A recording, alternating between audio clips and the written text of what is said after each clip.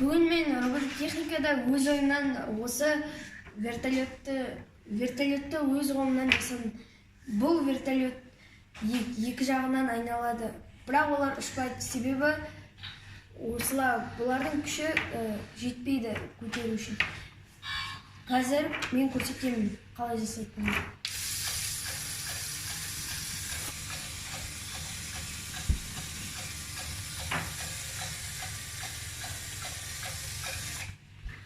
Ал ендеше сіздер көрдіңіздер, ал ендеше сау болыңыздар.